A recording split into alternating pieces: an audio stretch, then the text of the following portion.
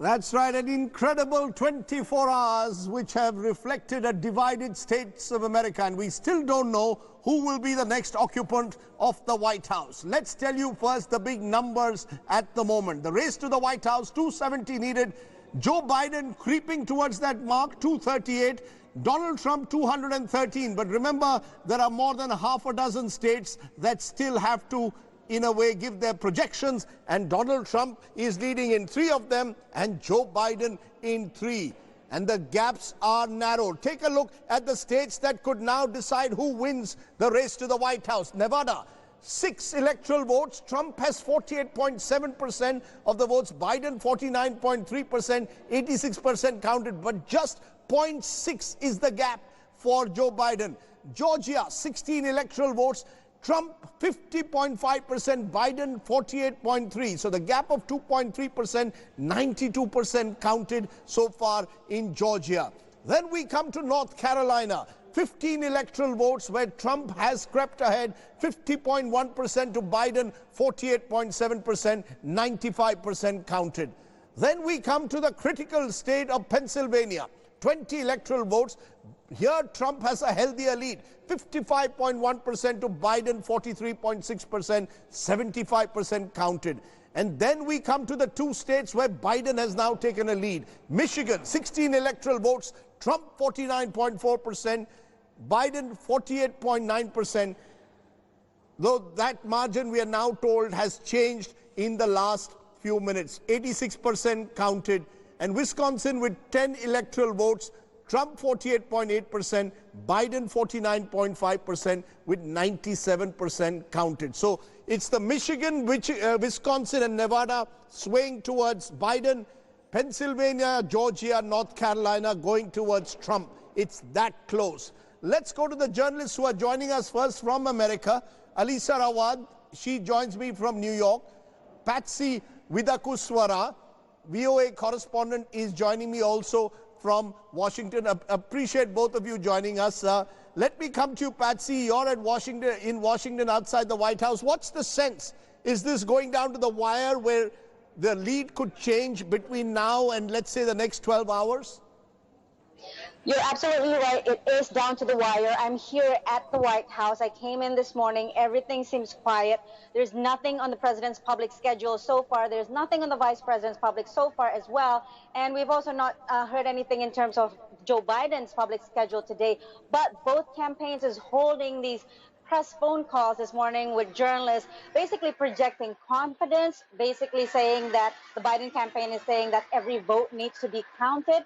And also the Trump campaign saying that they are very confident that they can win this. And of course, this is the same kind of mood that both candidates have been trying to project since last night. The difference is the president is trying to stop the rest of the counting and saying that the Democrats is trying to steal the election. So that's where we are right now. It's very, very tense here in the political mood of the country. And we shall just have to see until the rest of those votes are counted from those 6 states that you just mentioned.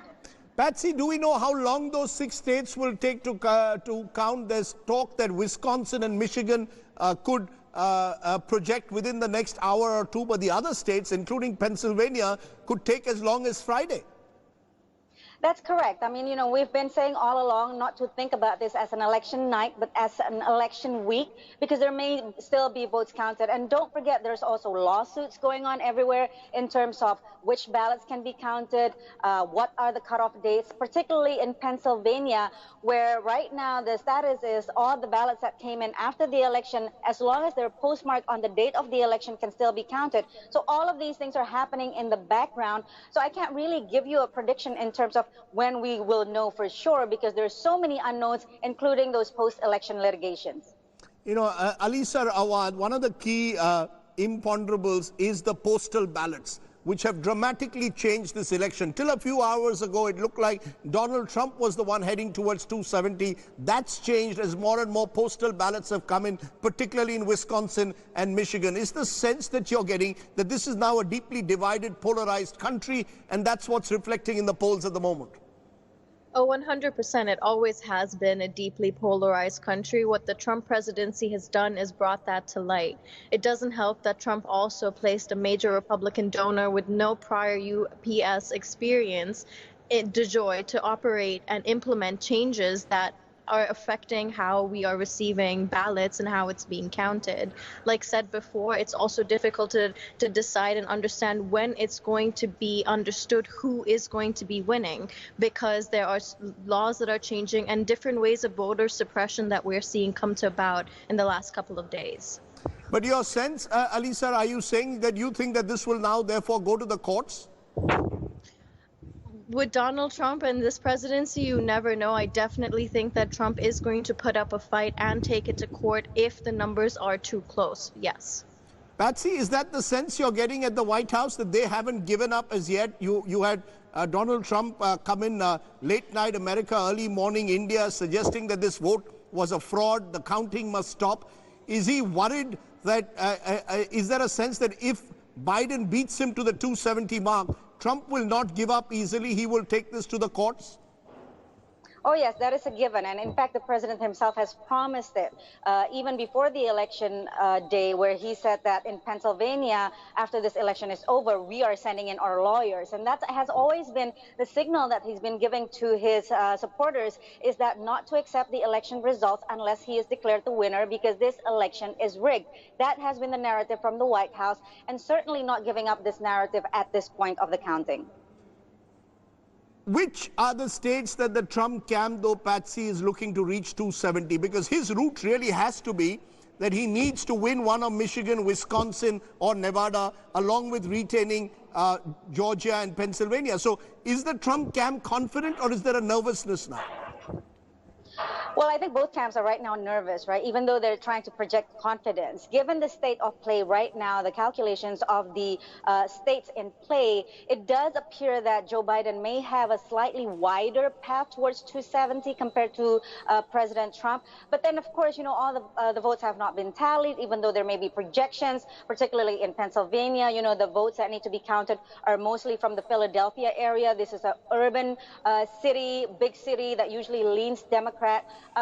But, you know, again, at this point, there's really so many unknowns. A lot of pollsters are really afraid of making their projections, and we just have to see this very fluid state of play hour by hour.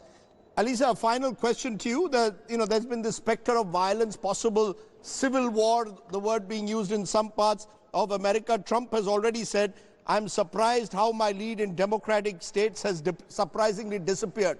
So it seems almost that while the president is not willing to accept this verdict, what will his supporters do on the streets? That is a lot of anxiety. I think most of the anxiety comes from that, because there have been statistics reporting that there has been an increase in gun sales and people purchasing guns. There have been images floating around social media where there have been white men who proclaim themselves to be Trump supporters and neo-Nazis, whatever they want to label themselves, standing and sort of guarding these polling places, guarding the White House. You can see New York, Philly, shops are being boarded up. So there seems to be a consensus that regardless of who wins, there's going to be some sort of retaliation or protest or some kind of violence in a physical sense, more than just social media. So definitely think there is a lot of tension, definitely can feel it across the U.S. Who knows what's going to happen? It seems that the different police officers in different counties and senators are prepping for the worst, unfortunately. Alisa, Patsy, for giving us an update on all that's happening in America. Appreciate your joining us. Stay well, stay safe, and we will continue to wait to see who wins this big super over, as we are calling it. In fact, as we are saying, the Trump-Biden contest has entered super over. 6 states holding the key, no clear winner yet, margins very narrow, and things could still go either way. U.S. President Donald Trump has already questioned the counting, even as Joe Biden remains quietly confident. Take a look at the state of play. This is a fraud on the American public. This is an embarrassment to our country. So we'll be going to the U.S. Supreme Court. We want all voting to stop. The United States of America divided like never before. so divided that the American president, the most powerful person on the globe, is questioning the very process which his country used to hold up as a shining example of democracy to the rest of the world. Trump has declared victory and wants the counting stopped. And for that, he is moving the Supreme Court. Even the president's party members balked at the comments. Many called it disappointing. Trump's rival, Joe Biden, is yet to throw in the towel and is hopeful of a victory. We're going to have to be patient until the hard work of tallying the votes is finished. And it ain't over till every vote is counted, every ballot is counted. The formula for the race to White House is simple. Whoever gets 270 electoral votes wins the match. While many opinion polls predicted a home run for Biden, what we have got is a super over. To win, Biden has to flip a few states won by Trump in 2016. So far, he has not been able to win even a single red state fully. Biden was hoping to upset Trump in the Republican stronghold of Texas, but it did not happen. While Trump has taken the key battleground states of Florida, Ohio, and Iowa, Georgia and North Carolina were two states Biden has invested heavily. He is trailing in both by small margins. It all boils down to Michigan, Arizona, Wisconsin, and Pennsylvania. All have sizable postal ballots and could go either way. There is an outside chance of a sudden death in this super over. If Biden holds on to all Hillary Clinton states, adds Arizona, Michigan, and Wisconsin, he could cross the finishing line by one vote, even if he loses Pennsylvania. That is thanks to one electoral vote he has flipped from Trump in Nebraska, a state that follows popular vote. Confused? All we can say for certainty is that the match is not over till the last ball is bowled. Bureau Report, India Today. So two big questions. Who's winning the battle, Trump or Biden? That still remains open. And what does a divided states of America mean for India and the world? I'm joined by Raj Chengappa, editorial director, publishing at the India Today Group magazines. Also with us, Geeta Mohan, our foreign affairs editor. And we've got a stellar panel. I'm joined by Nirupama Rao in a moment. She is a former foreign secretary and an ambassador to the United States. Christine Fair, Professor of Security Studies at Georgetown University, will be joining us. Michael Kugelman, Deputy Director at the Asia Program and South Asia Senior Associate at the Wilson Center, will join us. And Professor Amitabh Mattu, Honorary Professor of International Relations at the University of Melbourne and JNU, is also with us. Also, K.C. Singh, former secretary, is with us. Let's come to you all one by one, and I'll come to Nirupama Rao because she has to leave us in a bit. Nirupama Rao, my question to you is, how do you see this playing out now, irrespective of who wins, whether it's Biden, who is the slight frontrunner, or Trump? Is a divided states of America bad news for India and the world at the moment? Well, I wouldn't call it the divided states of America, Rajdeep. I think it will still be the United States of America for the rest of the world. But yes, the second point is that this election, it turns out to be a referendum on President Trump. Whether he wins or whether he loses, it will be a referendum on the last 4 years. How does the world look at it? I think the world, yes, does see a polarized, very disunited electorate, political class, and you see that divide right across the country. This polarization is not going to go away, regardless of what the outcome of the election is going to be. At this stage, we don't know who is going to win. It's pretty much of a cliffhanger. This Biden wave that everybody predicted hasn't turned out to be such a wave. It became quite a tepid phenomenon. And Mr. Trump seems still willing to put up a fight. And of course, in his characteristic impulse-driven style, he's also threatened to take this whole election to the Supreme Court. And that is going to complicate the situation further. As far as the rest of the world is concerned, if Mr. Trump returns to power, you've seen his policy outreach in the last 4 years. He's dealing with America's allies. His contentious relationship, almost bordering on conflict vis-a-vis China, and what he's been doing in the Middle East, which of course has won him quite a lot of points, I think, with the Americans who support him.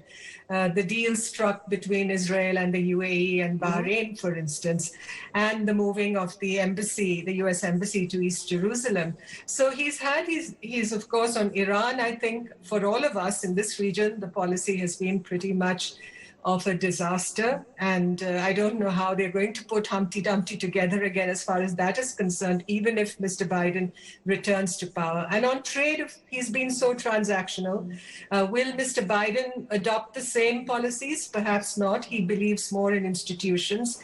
I believe that that very, very transactional tone could be toned down, who knows. But Mr. Biden will also have to concentrate on the domestic agenda, on the economy, on, all that seems to concern the electorate within the country. So I don't believe there will be too much of a radical or tectonic shift in foreign policy focus, even if a Democratic administration comes to power. Okay, Nirupama Rao, thanks very much for giving us your initial remarks to that. But I just want to go to my American guests for a moment, because Christine Fair, while Nirupama Rao says it's not the divided states of America, it's the United States, the fact is it's divided.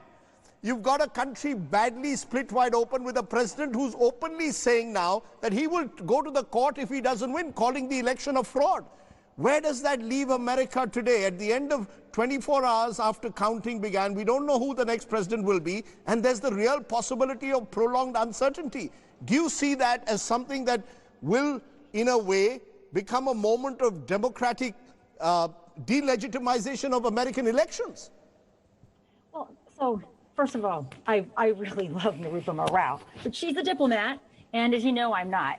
I knew Trump was going to win in 2016, and I've been saying that he's going to win this again.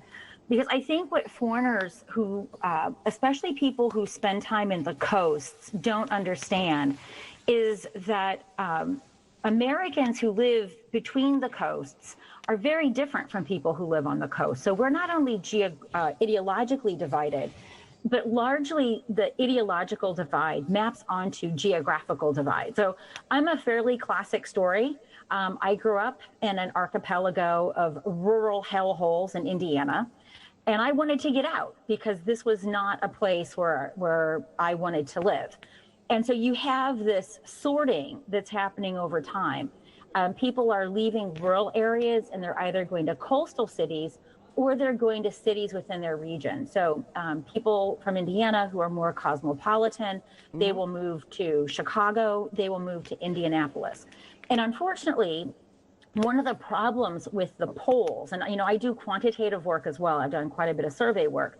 I have been lecturing people for years that the reasons why these don't work, especially for the United States, is that one, very few people take the polls, and statistically, this produces a very biased sample.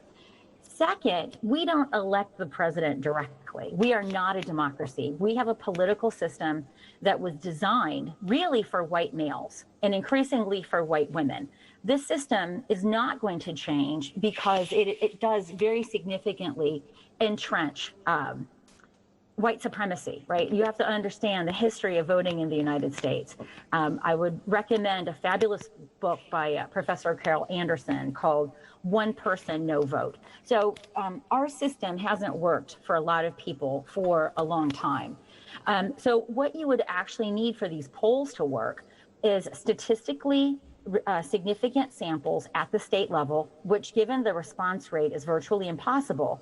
Right. And then you have to filter those results through the math of the Electoral College. And the Electoral College is also deeply antiquated and quite frankly, deeply offensive to many of us who value democracy because it came out of the 3/5 compromise following the Civil War and trying to accommodate the interests of those states that devalued the lives of recently freed African Americans, right? So this is a system that's very old. It has never worked I take that point. All Americans. But let's be very clear.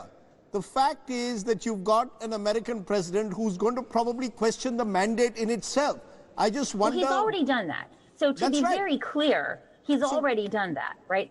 And this has actually been... So let's be clear again. He questioned the mandate of his own election in 2016, right? He said that he also won the popular vote. His strategy from day one has been to delegitimize any electoral process that does not produce him as the winner. And I think one of the most savage and unbelievable crimes of this administration has been politicizing the mail-in ballot. Our military and other deployed civilians have long used the mail-in ballot to cast their vote. And he has gone at that very mechanism to try and delegitimize it. Now, and let me explain why that's important, because I don't think your viewers understand this, right? So we have very extensive voter suppression efforts in states. So this happens by taking people off the rolls on election day itself, particularly in African-American areas, diminishing the number of poll booths available so that they have to wait in line. It's not a holiday. So if you have to wait in line for 8 hours to vote, you're losing 8 hours of income, right? The mail-in ballot essentially circumvents so many well-honed Republican voter suppression techniques. And he knows that this is the case, which is why he has tried to invalidate this. But this was, of course, important because it was a COVID year. So we've had 102 million mail-in ballots, which has transformed the entire election. But Michael Kugelman, the question still remains, how did the pollsters and the media get it so wrong? We were all I just explained to you that, by the way. I'll come to that, Christine, in a moment. Let Michael Kugelman mansplain it for your viewers. I'll give you 30 seconds because I've got lots of guests that I want to go to. Let me go to Mr. Kugelman. He's been waiting patiently. Michael, why do you think that's happened? How did the media and the pollsters get it so wrong? It's gone down to the wire again. Well, I mean, it's not really that much of a surprise, right? I mean, we know what happened in 2016. We know what played out then. It seemed like Hillary Clinton, according to the polls, was well on her way to a victory, and it clearly didn't happen. And the analyses of polling this time around have indicated that the pollsters were going to get it right this time. And clearly that wasn't the case. And indeed, I'll let the expert, Professor Fair, give that explanation right there.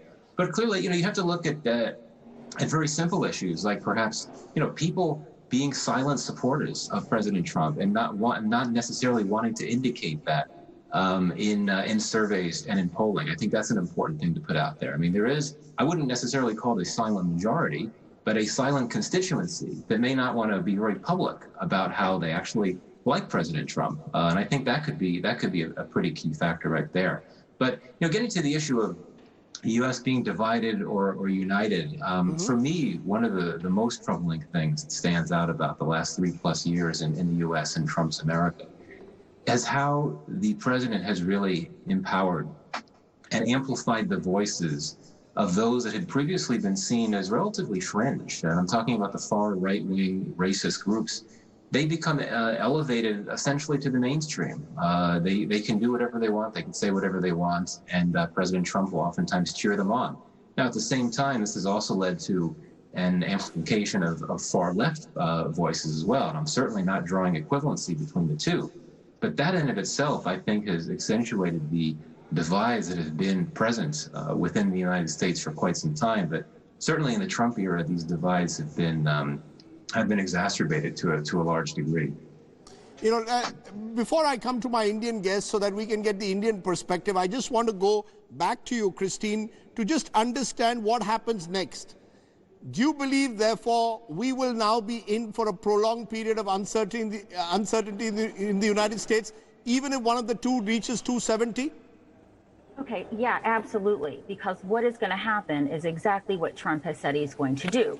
He is going to dispute the validity of the mail-in ballots. And by the way, this has already happened. There already have been hundreds of thousands of mail-in ballots that have been invalidated. Just as we saw in 2000, this is going to be finally decided by the Supreme Court. And what is important to note, since 2000, that 3 of the justices that have been appointed actually litigated the case for George W. in 2000. Now, this is not a coincidence. This is both payback and it's an insurance policy. And Trump himself has boasted of this. So we have a president who, more than any outside power, more than Russia, more than China, has worked day and night to invalidate the American electoral process to his personal benefit. And this is simply unconscionable. But having said this, what the Republican efforts to rig this race, and by the way, gerrymandering and voter suppression, in many states, like where I live, it's completely legal to do these things. So we do have legal processes to rig races in favor of one party over and over. But I am hoping that more Americans are going to realize the antiquated system of the Electoral College, that they are going to be more concerned that the voter suppression techniques that have heretofore largely focused upon voters of color are actually now being used to invalidate those military as well as diplomatic personnel who are posted overseas. So I have been predicting for some time that this is going to go to the Supreme Court. Okay. That there's actually going to be several states where the races are very close, and the contention is going to be mail-in ballots are the new Chad. Okay, mail-in ballots are the new Chad. Christine Fair, Michael Kugelman, thanks very much for joining us. Let's come back to my guests who have joined us now from India. I want to come to you, Professor Mattu. How do you see this playing out? Either way, whether Biden squeaks home or whether Trump wins, do you agree with my thesis that this is a divided states of America with no president really having the moral authority at the moment to dominate White House, as well as therefore send a powerful message to the world?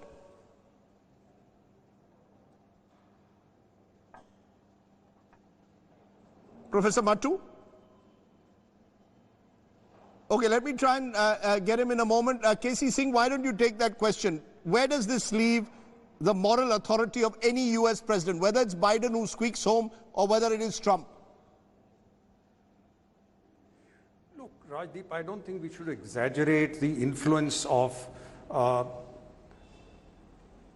confrontation which takes place, even very serious confrontation like we are seeing in America, and then somebody gets elected. The question is the legitimacy of the process. You think we haven't had this kind of bitterness in India when you have an election. But the whole point is, and you had it in 2000 in America, it went on for almost a month and a half, went up to the Supreme Court, and it all hinged on one let's state. be fair. K.C. Singh, now, K.C. Singh, let's be fair to India. Which Indian election of a general election has the candidate who's lost said, I'm going to the Supreme Court to challenge the verdict? It's never happened. America is setting a new law.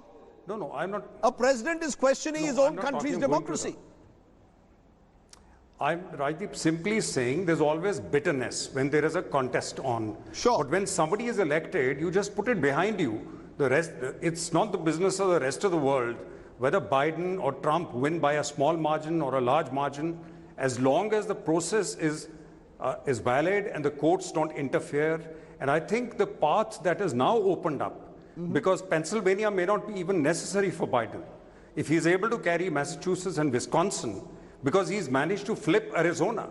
Now that flip, and if he retains Nevada, he's Michigan almost at 270. No, that's true. But I mean, and he takes Wisconsin, that's 26. But what happens if President Michigan Trump and goes Wisconsin to the are 26. What happens if the president goes to the Supreme Court? Look, already his statement has been criticized by Christie, his close friend and a Republican leader. Even Republican leaders are saying he had no business to say that. Vice President Pence, speaking after him, completely ducked it. In fact, he said we should only observe. He did not say we should go to the court. And incidentally, you can't go to the Supreme Court directly. You have to first go to the local courts and then go to Supreme Court. The fact that Supreme Court got involved in 2000 was very seriously criticized at that point, because the recount which was taking place in Florida had been allowed by the Florida Supreme Court. And they said the Supreme Court does not have jurisdiction. So I don't know whether the Supreme Court will get into it, because what is the cause? They can probably get into Pennsylvania. where they can say, why are you counting votes which have come after the 3rd? But Supreme Court has already endorsed. They had gone up to Supreme Court to say signatures are required. Supreme Court said, that's all right. If the signatures don't tally, that's fine. So just simply challenging the mail-in vote is not going to be enough ground, I think. After all, Supreme Court, what you're saying is that it doesn't matter whether it's a narrow victory or a conclusive victory. Does it matter, Professor Mattu? Absolutely. Professor Mattu? I mean, I normally agree with Ambassador Casey Singh and especially like his candor, but on this debate today, he's being unusually diplomatic. This is a divided United States of America, never been so divided in contemporary history. We are looking for someone like FDR to give a new deal to America, and whether President Trump wins or loses, if he continues the same path, America is going to become even more dangerous for itself and the rest of the world. Let me also say this, Rajdeep, my concern beginning today is of the transition period. Clearly, if Trump wins, the transition period could be seamless. But if he were to dispute the victory and eventually it lands up in the Supreme Court, or Biden is a clear victor and there's still time till 20th of January, he remains the military commander of the United States Armed Forces. He retains the authority, even though there is a transition act in the United States, but it's dependent on the cohabitation in some ways and the collaboration of the incumbent president and the president-to-be. So frankly speaking, I think this transition is fraught with perilous consequences. I think Americans must recognize that. We must recognize how dangerous it could be potentially for all sorts of adventurous state and non-state actors who suddenly see America at war with itself and are tempted to take provocative actions in our own neighborhood. You know, because it appears increasingly likely, Raj Chengappa, that Biden has perhaps a better chance to power at the moment to reach 270, winning Nevada, Michigan, Wisconsin, which means that Trump will challenge it. And as Amitabh Mattu is saying, if Trump challenges it, goes to the court, you have an extended legal confrontation. What does it mean to the world? I mean, America, the American president election being fought in the White House after a bitterly polarized and divisive campaign in the times of COVID, economic slowdown, surely not the best recipe. Adventurous China, not the best recipe for the world. Well, you know, Trump, when he was speaking before this, during the voting time, he said, winning is easy, but losing is not easy. That's right. Right? But from what we can see, he's a bad loser, the way he's going about his business. Now, the threats that you talk about. Is he a bad loser or just he has to grow up? No, my concern is a bad loser. Supposing he actually turns it around and wins the election. Yes. Okay, then look at Trump. He's won a referendum for whatever actions he's done, including his boorish behavior, right? He, in some senses, will now. You don't want an unhinged U.S. president, right? The last thing you want is to have He's unhinged already.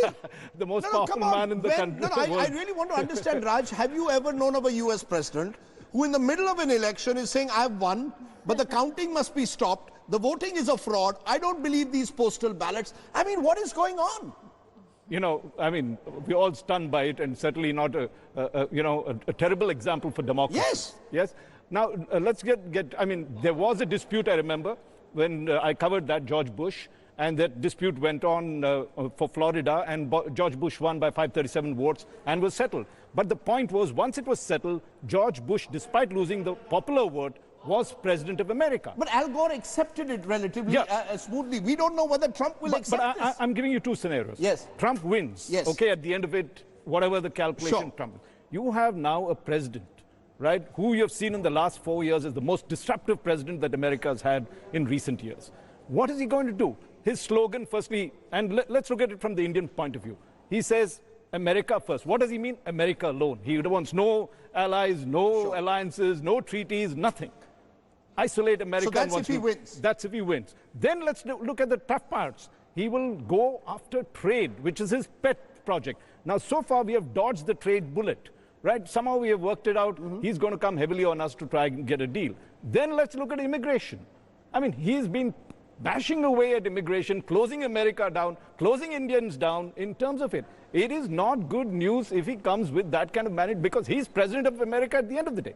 In contrast, Biden, if he comes in, will be seen more of a unifier.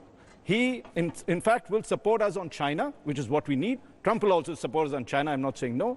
On trade, he will give us the opportunity to sort of, will he be a lame duck president? Will he be a lame duck president? Because the Republicans look like they're winning the Senate. The Republicans will control possibly the House of Representatives, the Democrats will control, but the Republicans control the Senate. Yeah, where does that leave? You have a lame duck president and an unhinged president. That's the choice this country has been given today, or the world has been given. No, an unhinged president and a lame duck president.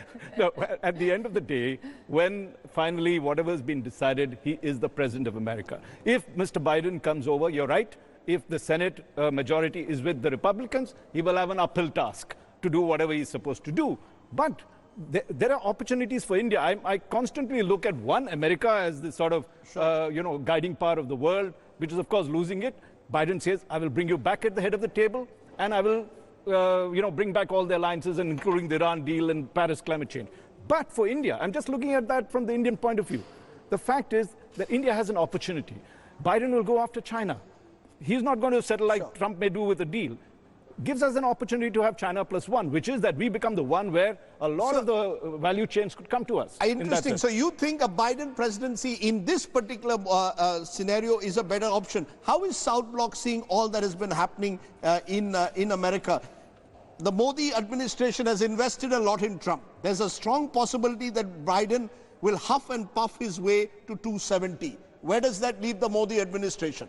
Well, Rajdeep, yesterday also we had the same conversation about how is India looking at it right now. Rather quiet, rather mum, because it's a very tight race. So they'd like to see and weigh their options. But never in the entire 4-year term have they stopped engaging, or did they stop engaging the Democrats.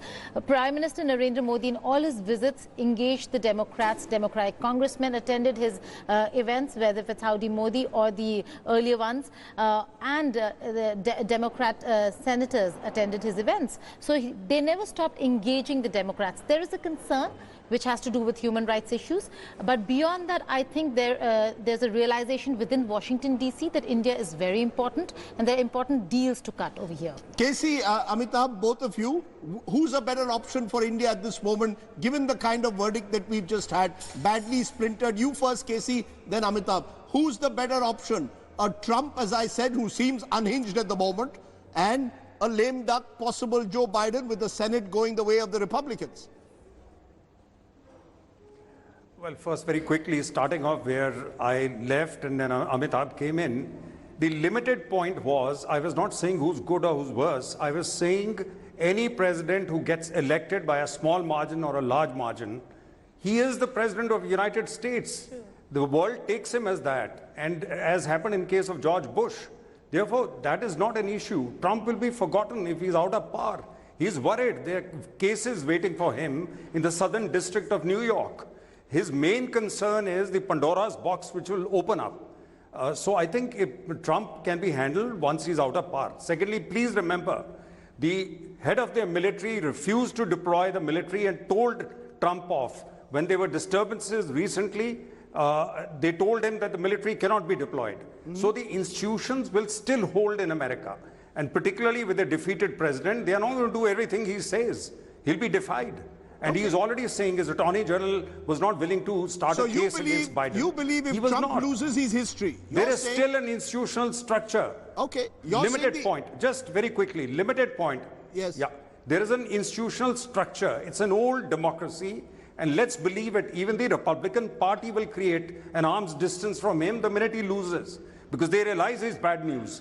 Now, coming to which is better, obviously Biden is better for us, because you need stability. You want a degree of balance to come back. You want alliances to be built. You don't want constant disruption, which is what we've seen for the last 2 years. And with Trump, you don't know, he may go and cut a deal with China. Trump? Trump or Biden, Amitabh, how do you see this playing out now, given, as I said, that whoever wins is huffing and puffing his way to victory? Rajdeep, first of all, Trumpism will survive Donald Trump. The fact that Trumpism is an idea, a thought that is still palatable amongst a large section of white, principally white and some Hispanic voters, a kind of racial supremacist agenda, that kind of fallacy will perpetuate itself in various forms. So the only way to defeat Trumpism is through, as I said, a New Deal which is inclusive and includes all of America. But certainly, I think there should be no doubt. I think Raj Chengappa, Ambassador K.C. Singh, and myself agree. You need, like in any country, you need a predictable regime. Trump is not predictable. Just count the number of times he said that Imran Khan or someone else had asked him to mediate on Kashmir and that he can resolve it. His unpredictability might be good as a deterrence for some ruthless dictators, but for the rest of the world, it's a sign of chaos, a degree of instability personally, and idiosyncrasy and narcissism, which unfortunately diplomats like Ambassador Nirupama Rao and K.C. Singh are not do not use. But I can openly say this, that there is something seriously wrong with President Donald Trump, and if he were to be elected, I've called him unhinged. I've said he's unhinged. I don't think I have seen any political you're leader. always braver than a poor academic, but I haven't seen any leader in a liberal democracy speak the kind of language that he spoke this earlier this morning, virtually rejecting a vote, almost casting aspersions and delegitimizing democracy in America. You know, that's the worry, of course. But I think at the end of the Yes, Amitabh. No, I agree with you, Rajdeep. I think that's the kind of courage we have. Otherwise, South Bloc will always have a moderated response. They'll have to deal with the Trump if he's there. They don't want to alienate him, given the manner in which he reacts. But frankly, the world will sleep better if tomorrow Biden were to be elected. And I say this for a majority of common, decent folk all around the world. Whether you agree with Biden on everything, whether you disagree with him, fact is that you think he's Sleepy Joe, but the fact is that he's stable, he's predictable, and he's going to be good for America and good for the world. And we may, in the future, have an American president of partially Indian origin as well in Kamala Harris. Look, we still don't know whether the world will sleep better because we still don't know whether Donald Trump is in or out. But our focus remains on the big numbers in the race to the White House, where the battle has entered the last and final stretch, a bruising, polarized battle. The big numbers, 270, the magical figure, the numbers are closing because you've got Donald Trump at 213, but with the expectation of winning Georgia, he will come up to 233, and you've got the challenger at 238, Joe Biden. He hopes to win Michigan, Wisconsin, and possibly Nevada to take him to that magical 270. Let's tell you their routes to power. What are the routes to power? Biden's route to power seems he has more possibilities. Scenario one, he holds Nevada, flips Georgia, which seems very unlikely at the moment, and then wins Michigan. That's one way in which Joe Biden can reach that magical 270 mark. The second scenario in which Joe Biden, so the first one, as we said, involves Georgia, but that's unlikely. The second is more likely because he holds Nevada, flips Michigan, which he's now leading, and wins Wisconsin as well. Once he does that, he reaches exactly 270. The third scenario is holds Nevada, where he's only leading by 8,000 votes. So that's the key. Flips Michigan, where he's leading now by about 25,000 votes, and then dramatically wins Pennsylvania, where he's rapidly catching up. And the fourth scenario for the challenger is he holds Nevada, flips Georgia, and Wisconsin. Let's take a look at Donald Trump's route to power, because Donald Trump can still become president. Scenario one, Donald Trump holds Michigan with 16 seats, Pennsylvania has 20, Wisconsin has 10, Georgia has 16. but he needs at the moment to stage a comeback in Wisconsin for that. That's not happening. 97% votes counted in Wisconsin, and the advantage clearly is at the moment with Biden. Scenario 2, he's able to overcome that short gap of 8,000 votes in Nevada. Possible, gets the 6 seats, holds Michigan, which is looking unlikely at the moment, 16. Pennsylvania, where he's in the lead, 20. Georgia, 16. So Nevada really could be the key, because that's where the gap is the shortest at the moment. Either way, it's not over. The race to the White House has seen lots of twists and turns on this incredible Super Wednesday, because hours after the polls closed, it was clear that no candidate was in a position to claim an outright victory. Donald Trump, though, insists that he has won the election. What exactly is the state of play? Take a look. So what happens next in the battle for the United States? Raj Chengappa, editorial director, India Today Publishing, is still with us. He's been tracking this election right here, and he's going to be writing a cover story for the latest India Today. So he's got a long night ahead of him. Thanks very much, Raj, for joining us. Also joining me is Geeta Mohan, our national affairs editor, our foreign affairs editor. And I'm joined by a stellar panel, lots of guests joining me. Vivek Kaju, secretary in the MEA for a long time. Milind Deora, senior Congress leader, who's also known a number of important Trump and Biden advisors. Irfan Nuruddin, director, South Asia Center, Atlantic Center in South Asia Center at the Atlantic Council in Washington. Edward Luce, U.S. national editor at Financial Times, joining us. Ajay Jain Baturia, he's member National Finance Committee and part of the Biden team. Also joining us is Aviruk Sen, journalist who's based at the moment in Texas, tracking the elections there. Thank you all very much for joining us. Let's get a sense on the ground what happens next. First, to Aviruk, since you're there in Texas, tell us what is likely to happen. The most likely scenario of the various scenarios we've given is Mr. Biden looking more and more likely to cross 270. Thanks, Rajdeep. What is clear is that Biden has several more paths to 270 than Trump right now.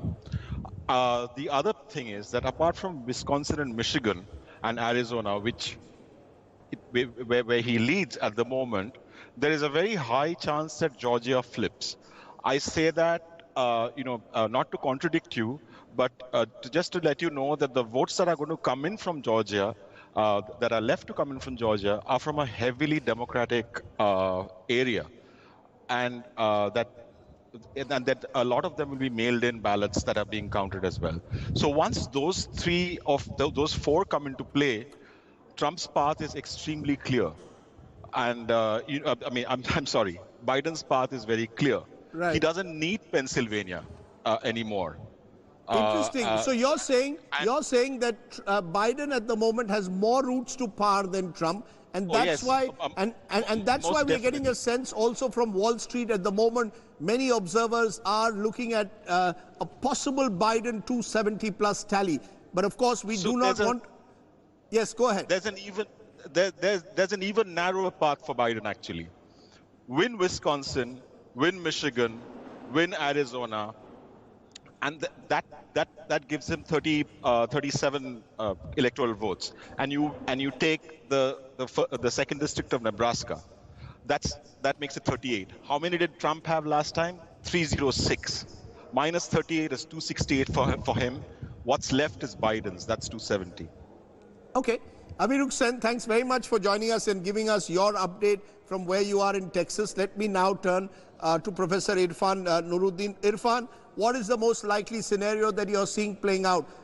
Does it appear that Biden has, as Aviruk just said, more routes to power? Or is it possible that Trump could trump him in Nevada, where with 75% votes counted, the gap is only 8,000? And that could be a significant shift if Trump can then hold on to Pennsylvania and Georgia. Yeah, the expectation is that Nevada will come down really to the wire. So very hard, of course, if Mr. Trump wins Nevada, that gives them a slightly more flexibility.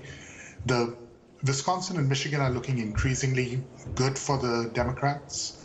If they win those, then they essentially need to win one of three other states, Arizona, Pennsylvania, or Georgia. They seem very confident about Pennsylvania. They seem less confident about Arizona than they did maybe a few hours ago. Apparently there was an error in some of the vote counting, or rather in the data that was coming out. So it's going to be a bit closer than I think people were expecting. And then, as Abhirik said, Georgia is really fascinating. This is a pretty reliable Republican state, but it looks really like it's going to come down to the last vote over there. So yeah, just a lot more options. And Biden goes into this Wednesday morning here in Washington with a lead in at least three of those states, in four of the states that he would need. And if he holds on to that lead, he wins the White House. Interestingly, I'm going to ask my producer to pick out the bite where Trump is essentially saying that he doesn't accept what's happening at the moment. He claims the Democrats are stealing this election. But Geeta, you've been tracking it. Let's just look at the numbers again. It appears to me that now Biden is in pole position because he has more routes to power. If he holds Michigan and Wisconsin, which seems increasingly likely, and holds Arizona, where he's leading by about 4%, then he just needs possibly those 6 seats of Nevada to win. Does it appear that Donald Trump knows something that we all know, also knows this, and therefore there's a tone of desperation in the Trump camp? Absolutely. The messaging, the tweeting, the statements that are coming out are all now it seems like it's a case of desperation.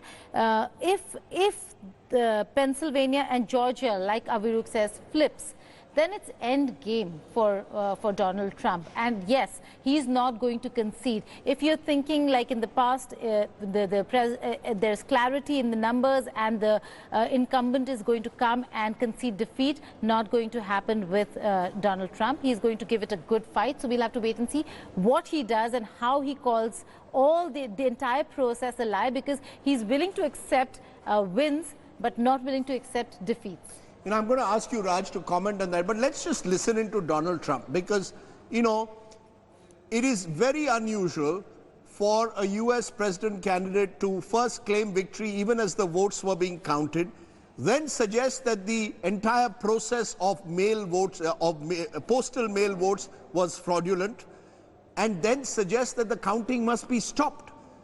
Donald Trump stunned the world in a way by doing what no U.S. president has ever done. Actually suggested that the entire polling process was a fraud. Listen in to Donald Trump, and then I want Raj, who's covered many U.S. elections, to tell me what does this tell us about the man in the White House. Listen in.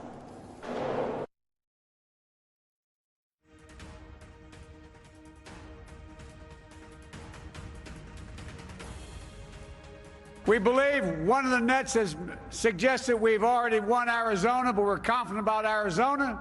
That's a turnaround. We could know the results as early as tomorrow morning, but it may take a little longer. As I've said all along, it's not my place or Donald Trump's place to declare who's won this election.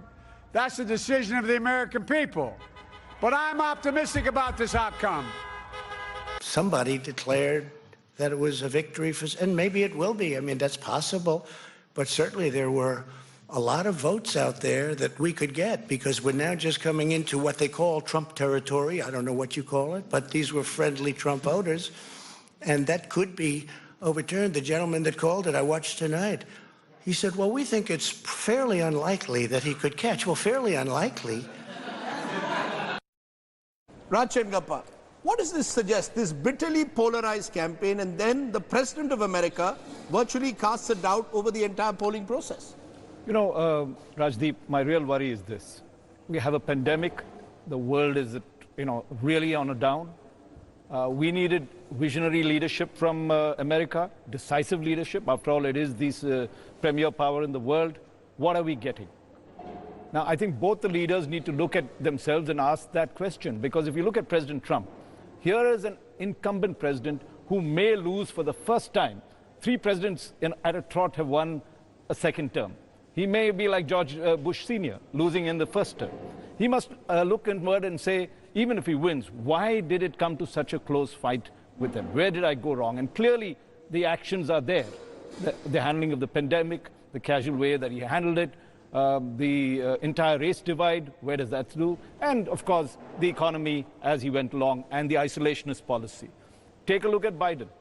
Here was, Trump had clearly goofed on the pandemic. He had a great chance to win.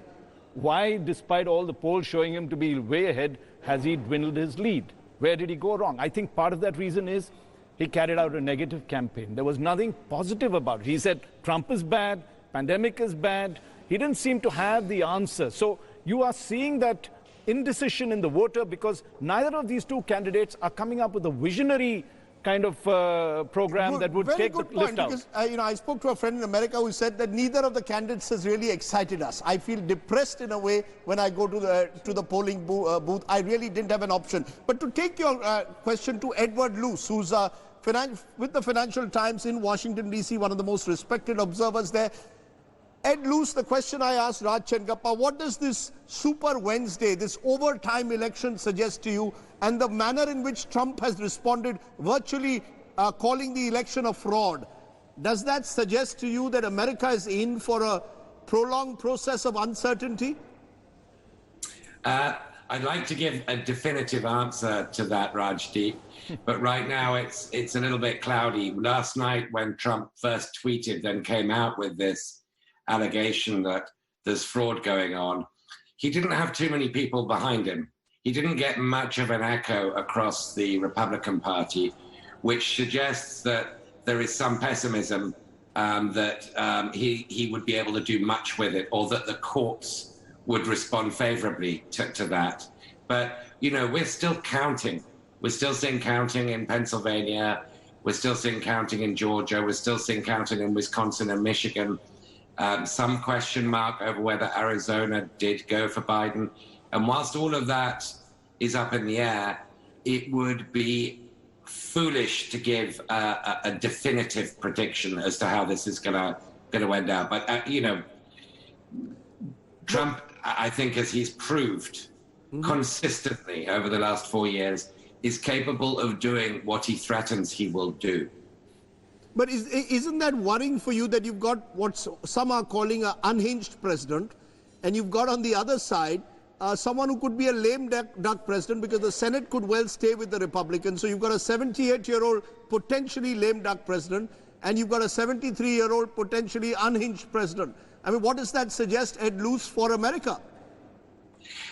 It suggests that America's ungovernability becomes worse, not better, with this election, and that's saying something. Biden will almost certainly, if he wins, have to deal with a Republican Senate. So Mitch McConnell, the Republican Senate leader, essentially won last night, which would mean that very little of Biden, what Biden wants to push through in terms of reflating this pandemic economy, in terms of stricter national social distancing guidelines, a coronavirus plan, very little of that will get through a Republican-controlled Senate. And therefore, there'll be no 100-day honeymoon for Joe Biden. And at 78, he needs that 100-day honeymoon. Trump, in the meantime, has, if he loses, 11 weeks remaining as president, with the full panoply of awesome powers available to America's president to do with what he likes. And, the word scorched earth does come to mind. Well, that's very frightening what you're suggesting. The possibility that 11 weeks of Donald Trump, if he doesn't win, could lead to a possible scorched earth politics in America. Good point on which to get Ajay Baturia, because you're involved, Ajay, with the Biden campaign. Has this election really gone not according to plan? There was talk of a Biden blue wave. Ajay. Rajdeep, as we all know, some crucial cricket matches have till the last ball is bowled, results are not there. So till the last ballot is counted, we will wait. But But you were talking of a sweep to me 2 days ago. Come on, there was a talk of a Biden wave. What happened to the wave? So we are going to win Wisconsin. We are going to win Michigan. If I can confirm, we were just announced that we won Wisconsin by 20,000 votes, but I have yet to confirm that. But we are going to win Arizona. We are going to win Nevada, and this we will see either by end of the day today or by tomorrow. And Pennsylvania results will have to wait. The country has spoken. America has spoken how this Trump has mismanaged COVID and his loss of his global allies, or in everywhere. Yesterday, no, just a minute. I'm not sure whether America has spoken in one voice, and that's part of the problem. But I'll come back to you. I can take the point that you're still hoping that it'll be a more conclusive victory, if at all there is a victory. But let me get more voices to just see how quick responses. Milind Deora is joining us, and you know the Trump family and the Biden family. Are you surprised with the reaction, particularly of Donald Trump? He sounded like someone who is simply unwilling to accept defeat, like a spoiled child who may well lose his chair in the White House. Well, Rajdeep, let me just say that I'm proud to be an Indian, and I'm proud to be a politician who's fought 4 elections from India and who knows fully well that we have a far more functional electoral system than the United States does. In fact, what actually disturbs me and the real headline news for me is that 20 years ago, exactly 20 years ago, a similar problem occurred in the United States. And it took 36 days and a US Supreme Court verdict to settle the election between George W. Bush and Al Gore. And 2 decades later, unfortunately, and I regret saying this because I'm a Americophile. America is a country I love very deeply. I had a chance to live there as a student. But clearly, the politicians in the United States, cutting across both sides of the aisle, haven't learned their lessons and reformed the electoral process. And in that sense, I think it's a good thing that in a country like ours, electoral reforms are a far bigger political issue than they are in the United States. Having said that, look, what's very clear is, one is opinion polls and pollsters clearly cannot be trusted, barring Rajdeep, perhaps India Today and Access. I think even if Joe Biden wins the election, contrary to the opinion polls, which said that there's the biggest margin gap in opinion polls since the time of Reagan, that's clearly not something we're going to see happen. Biden will win with a narrow margin. I think Mitch McConnell and the Republican Senate leader are the least of Joe Biden's problems. I think if the Senate stays with Republicans and the House of Representatives is won by the Democrats, I think Joe Biden's real problem will come from far left elements within his own party. Because what I saw in my conversations with several Democrats, senior Democrats, including many who were congressional and Senate candidates, the Biden-Kamala Harris ticket very clearly kept Bernie Sanders, AOC, Ilhan Omar, and other leaders in their party who are identified as the far left or the radical left away from this campaign. And they did that for 2 reasons. One is not to polarize centrist voters, and number 2, not to take any favors, so that in case if they win, they don't have a debt that they owe them.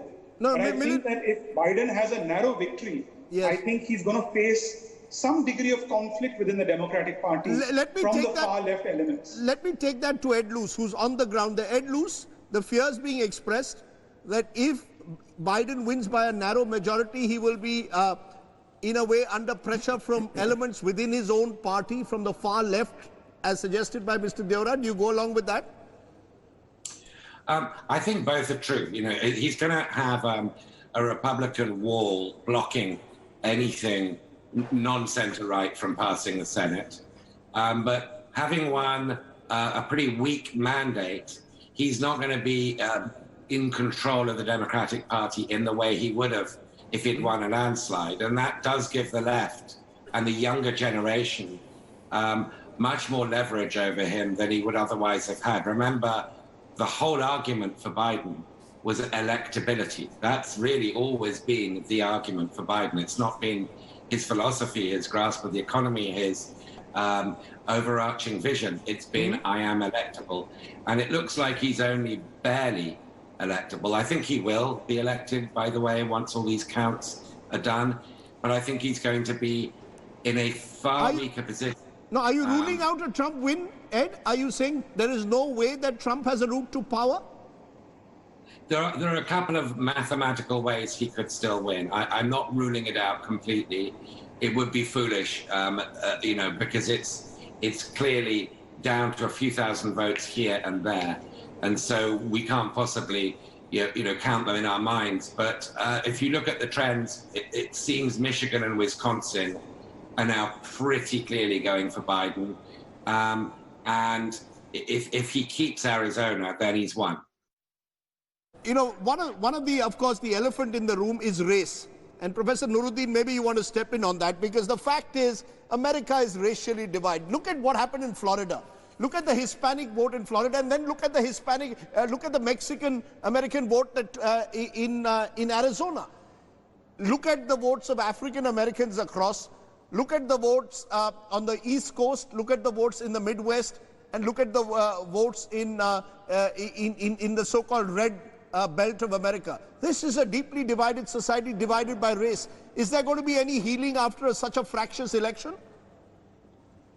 No, there is no healing, partly because the Republican Party is not interested in healing. I mean, this is a party that since the 1960s has made white, lower-educated individuals, especially in rural America, a core part of its strategy. Mr. Trump doubled down on that. Maybe it pays off. I don't think it will. The real divide, though, is both racial. There is a white conservatism and racism in America that is very deep. It has always been there. This is not a surprise to anyone. But it's also about class. It's about economics. It's about prospects and confidence that their lives are going to be better. And at that said, the really telling statistic might be that even though Mr. Biden might end up winning the traditional Midwestern states of Wisconsin, Minnesota, Michigan, maybe Pennsylvania, the question is whether he does any better than previous Democrats have done with union workers. And if not, that suggests a different kind of analysis. Let me also say that, I feel like I'm listening to your very intelligent, Millen, I consider a friend as well. I couldn't disagree more with his analysis and the general analysis of this. I don't think that the overall pollsters are going to be proven incorrect. There was a margin of error. This was a very difficult election to poll accurately because of the mail-in thing. Right now, Mr. Biden is ahead in the popular vote by over 3 million votes. By the time that's done counting, that's going to be close to 6 to 7 million. He's going to have the biggest popular win in a while. Not that the popular vote matters in the electoral college context, but that's what the national polls are telling us, and that's what they're going to end up showing. So the real question at the end of the day with any American election is, can you put a coalition together? Other than Mr. Obama in 2012, where he had a massive landslide, 300, give or take, electoral college seats is a significant victory. Okay. And finally, Rajdeep, you refer to Mr. Biden potentially as a lame duck president. He wouldn't be a lame duck. He'd have to deal with a Senate that would be able to block a lot of things like judges and all of that sort of stuff. But remember that there are moderate senators who have shown the willingness to work with Democrats in the past, and without being under the thumb of Mr. Trump, there could be senators like Susan Collins, like others, who might be willing occasionally to vote with a Biden president. Let me just stop you, because Trump has once again tweeted and suggested that he will move the Supreme Court against the voting process. All of this, of course, further complicating what's happening in America. Seema Siroi is also joining us from Washington, D.C. Seema, what's your sense? Are we going to head for a long period of uncertainty now in America, where we will not know who the next president is, possibly for a few days at least? I think the Republicans are determined to take the case of Pennsylvania to the Supreme Court, and there you have a conservative majority. And the issue at hand is whether the votes that landed after November 3 should be counted. And in addition, state laws were changed to allow for postmark not being really clear. So like if the postmark is not clear, the benefit of the doubt will rest with the voter. And the other change in the law was that I can't remember it right now. I'll come back to you. I'll come back to you in a moment. But let's look at what this means for India. because all this uncertainty will certainly play out in some way in our foreign policy. Remember, the Modi government was reached out to the Trump administration strongly in the last 1 year. Vivek Karju, what's your sense? Does it make any difference for India who wins, Biden or Trump? While there is a bipartisan support in the United States for a greater content to the India-US relationship, I think the way Mr. Biden will conduct his India policy and his China policy, which is relevant, will be different. Therefore, it does matter to us. If Trump wins, then there will be greater comfort in the Modi administration, in the Modi government with America. If Biden wins, then there will be a degree of comfort, but there will be some troubles ahead. Also, but let me be more direct. Yeah, go ahead. One sentence. Yes. I think the Biden administration will cause discomfort, especially through its lecturing on human rights and other issues, and that will be considered intrusive by the Indian system. Let me ask you that more directly, Raj Chenkappar. Did the Indian government invest too much in Donald Trump in the last 1 year in the belief that he was almost a dead cert for re-election? This is the first president, if he loses, since George Bush, who will not be re-elected. So that's about 20 years ago, George Bush Sr. Did the Indian administration take it, the Modi government take it for granted that Trump would get re-elected, invested a lot of effort in Trump, and now finds that it could well be Joe Biden that they've got to deal with from next month? I don't think so. I think the Modi government played Donald Trump well. It was important that we did so. And if you look at the gains that we got, the defense agreements that we signed, at the time when China has been hostile on our borders, sent not just, a symbolic thing that America is with us, but there did sort of with the Quad arrangement, a certain sort of, let's say, a coalition of democracies coming together. But we had all the Howdy Modi and all these, but let's be honest, we thought Trump was going to win. No. 9 months ago, pre-COVID, America's economy doing well. There was a sense that we were going to deal with Trump for 4 more years. Let me be. I mean, firstly, we are qualifying all this with bipartisan support. We are saying that also we are qualifying the prospect that Trump may still pull off a victory. Yeah. So I'm saying he is a sitting president. We need to work with him. We've done what we had to do and got what we had to get in that sense. What our worry is, as we move forward and we get a Trump second term, for instance, if we do get a Trump second term, he's going to be harder on us on trade. I'm not so sure that he's going to be so benign as what has happened so far. He's not going to play nice. Second, he may not give us a free pass in terms of human rights and everything else, which he sort of kept at the back burner on this front. Now, when it comes to Biden, let's take the flip side. On China, we are going to get somewhat the same support as Trump gave us on China, because Biden thinks Xi Jinping is a thug. No, right? So let's look at the key issues. No, Rajdeep, let us look at what is it that we want out of America. I mean, that's the key. What's in our national interest to do that? I don't deny that. All I was asking, and maybe Geeta, you want to tell me, did the MEA, now, you don't have to be diplomatic. Did the MEA believe 9 months ago that Trump was almost certain to return? Remember, pre-COVID, January, America's economy booming, it appeared to most observers Trump would be back in the White House. Well, I can't speak for the Ministry of External Affairs, Rajdeep, but surely the way they were engaging, there is no other way to look at it but to say that, yes, they had the sense that Donald Trump will be returning to power. Why?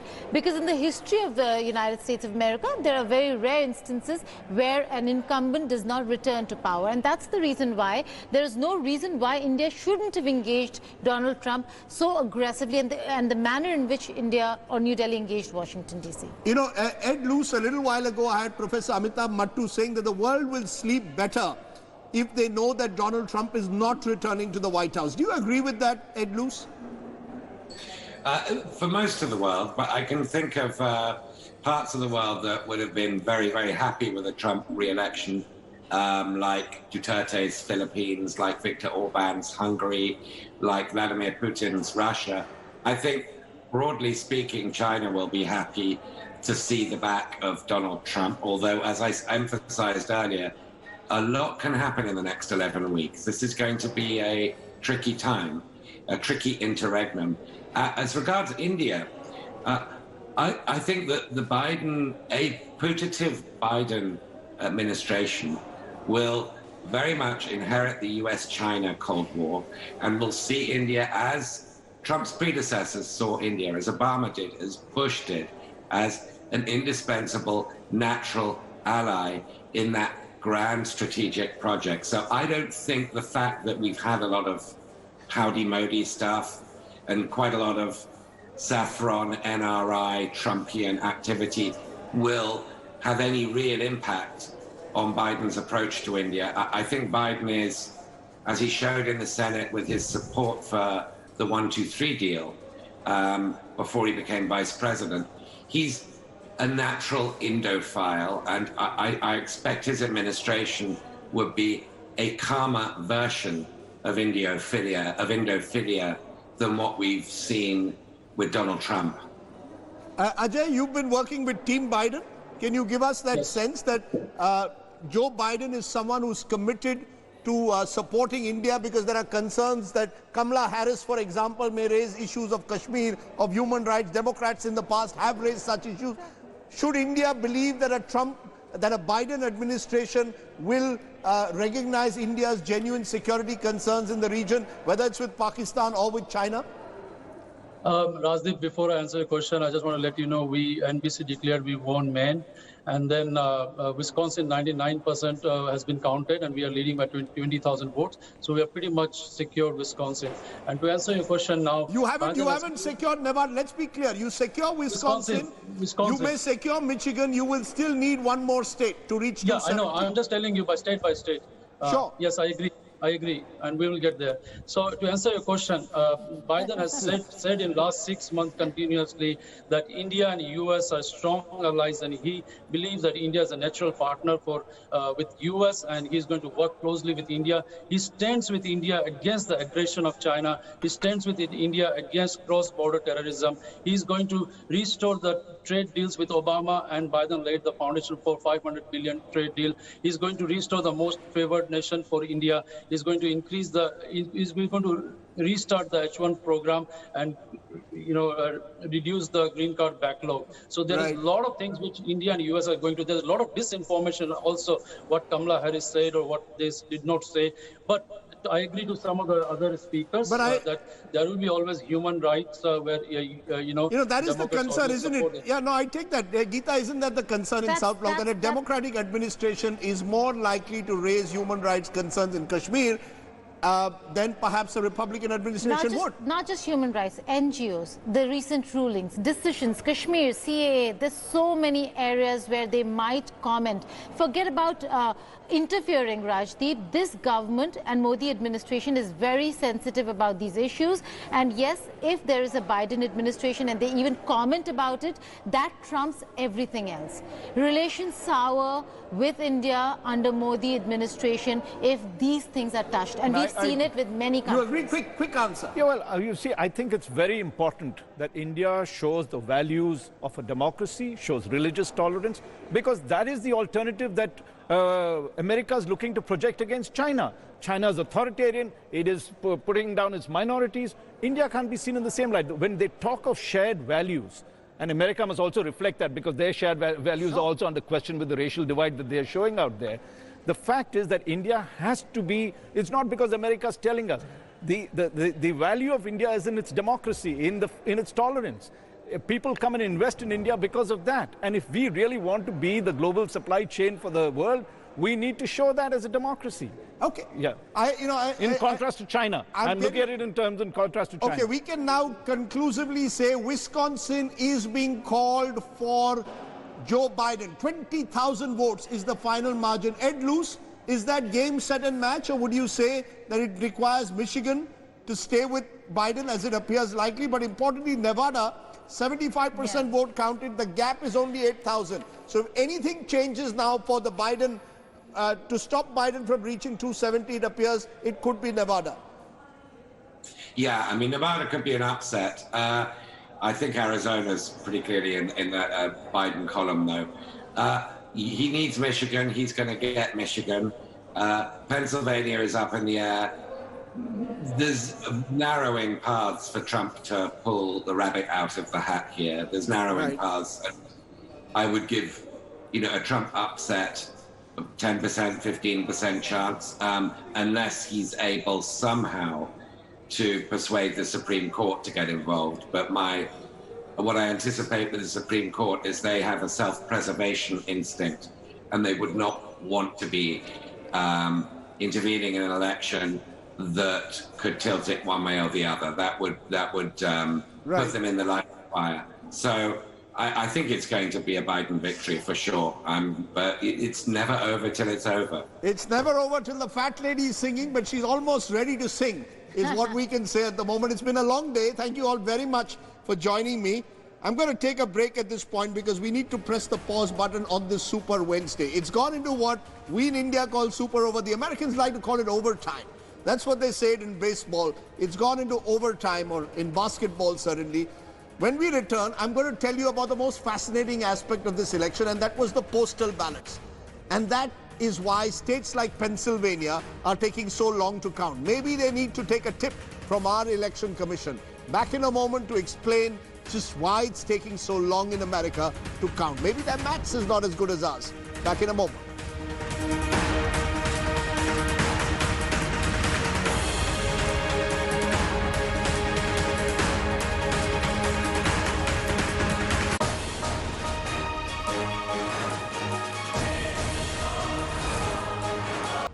Welcome back.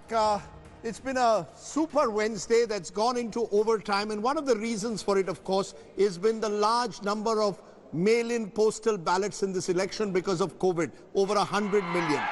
But it's in Pennsylvania where the counting is going to take the longest. The keenly watched battleground state where originally Trump had declared victory, but it has become closer. Pennsylvania has not called the elections because there are more than 1.4 million votes here by mail ballots to be counted.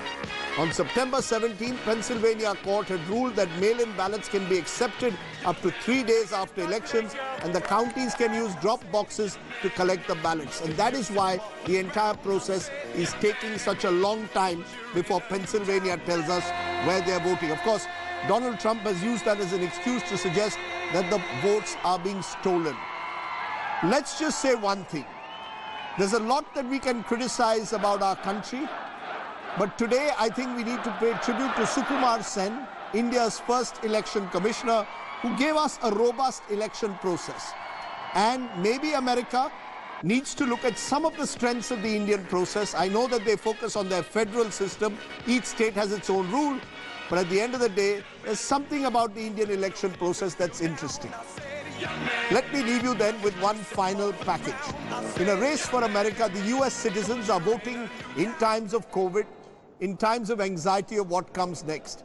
This competitive zeal between Donald Trump and Joe Biden has raised the possibility of a stir after the results are announced. And many Americans fear the worst. Let's hope that whatever happens, whoever loses accepts the election verdict. Let me leave you with what the voters of America think. Thanks for watching. Bye for now. Stay well. Stay safe.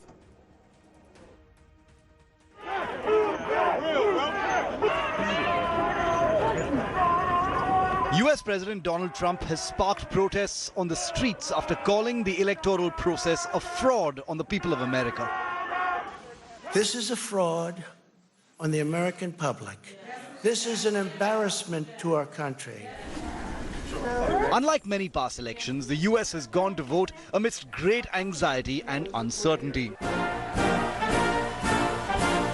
What's worrying people even more is that an incumbent president is preparing the ground for a legal battle by questioning the ballot system. This is a fraud on the American public. This is an embarrassment to our country. We were getting ready to win this election. Frankly, we did win this election. This is a major fraud in our nation.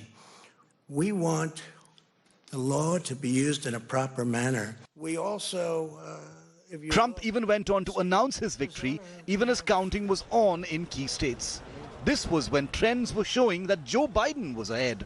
So we'll be going to the U.S. Supreme Court. We want all voting to stop. We don't want them to find any ballots at 4 o'clock in the morning and add them to the list, okay?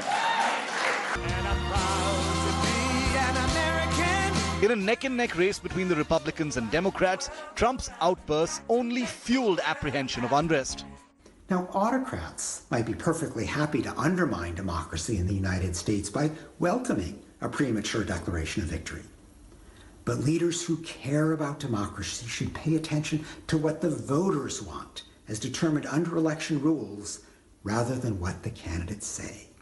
If we all remain committed to democracy, we can achieve a fair result. The fear of the uncertain has seen sales of weapons and firearms shooting up in the US. It is also seeing ordinary people starting to take precautions. While Trump is impatient and raising the ante for his return to the White House, Biden and his campaigners are calling for calm. We knew because of the unprecedented early vote and the mail-in vote that it's going to take a while. We're going to have to be patient until the hard work of tallying the votes is finished. And it ain't over till every vote is counted, every ballot is counted.